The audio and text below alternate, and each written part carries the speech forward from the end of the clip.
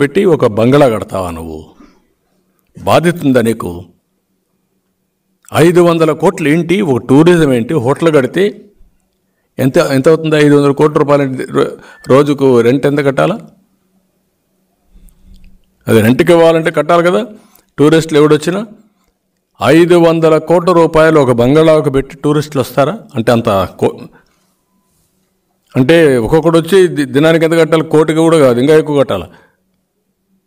500 వడ్డీ సంవత్సరానికి 80-90 కోట్లు వడ్డీని మళ్ళీ తిరిగి పే చేయాలి.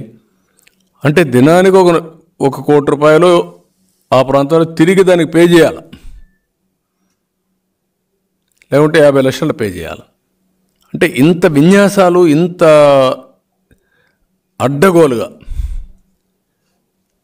రిషికొండలో కొండను కొట్టేసి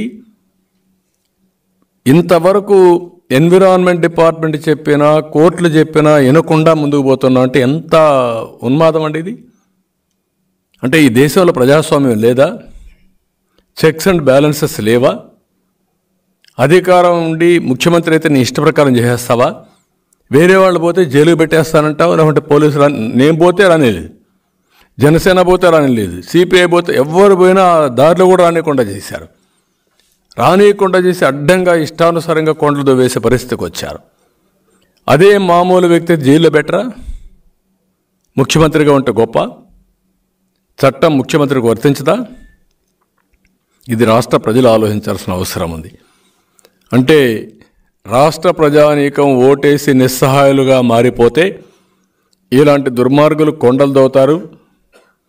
పవిత్రమైనటువంటి ఋషికొండ లాంటి కొండలు కూడా దవ్వేసి ఇష్టానుసారంగా చేస్తారు.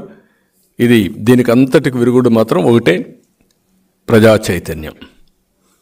ఇలాంటి వాళ్ళు రాజకీయాల్లో ఉండడానికి కూడా అర్హత లేదు.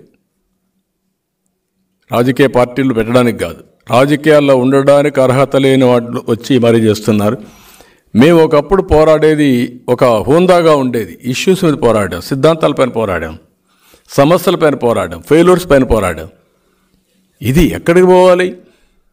రిషికొండ పైన కూడా కట్టారు, ఇది తప్పు అని చెప్పించుకునే పరిస్థితికి వస్తే ఏమనాలి వెళ్ళి? ఇలాంటి చాలా దారుణం. కాదు, సాధ్యం అవుతుందా? ఎట్లా అవుతుంది? నేనున్న క్లారిటీగా నేను అడుగుతాను, ఒక మాట అడుగుతాను. 3 నెలల్లో నువ్వు ఇంటికి పోతున్నావు, నువ్వేమడుగుతున్నావు? ప్రభుత్వం మార్చడానికి అవకాశం లేదని అడుగుతున్నావు, ప్రభుత్వానికి అధికారం లేదని అడుగుతున్నావు. ప్రభుత్వం అనేది ఒక ఆబ్లిగేషన్స్. గత ప్రభుత్వం చేసినటువంటి అగ్రిమెంట్ని కానీ, ప్రజలకు ఇచ్చిన హామీలు కానీ అమలు చేయాల్సిన బాధ్యత ప్రభుత్వం పైన ఉంది. ఒక కామన్ మ్యాన్, 2 వ్యక్తుల పైన అగ్రిమెంట్ జరిగితే వైలేట్ చేస్తావు ఏకపక్షంగా? నువ్వు చేయలేరు కదా. నీ ఆస్తి ఇస్తానంట, 10 లక్షలు డబ్బులు తీసుకుంటావు, లేకుంటే రాసిస్తావు, మళ్ళా వచ్చిన ఆస్తి నాకు ఇచ్చేసి రేటు పెరిగిందంటే ఇస్తారా నీకు? మరి అదే కదా జరిగింది ఇక్కడ. ఎట్లా పోతావు నువ్వు? అంటే ఎవరిని బెదిరిస్తావు, ఎవరిని మొబ్బి పెడతావు? ఇవన్నీ కూడా మనం గుర్తుపెట్టుకోవాల్సింది. ప్రజల్లో చైతన్యం లేనంత వరకు మోసం చేస్తూ ఉంటారు. రేపు వాళ్ళు కూడా చైతన్యం లేదని నేను చెప్పను, వాచ్ చేస్తున్నారు.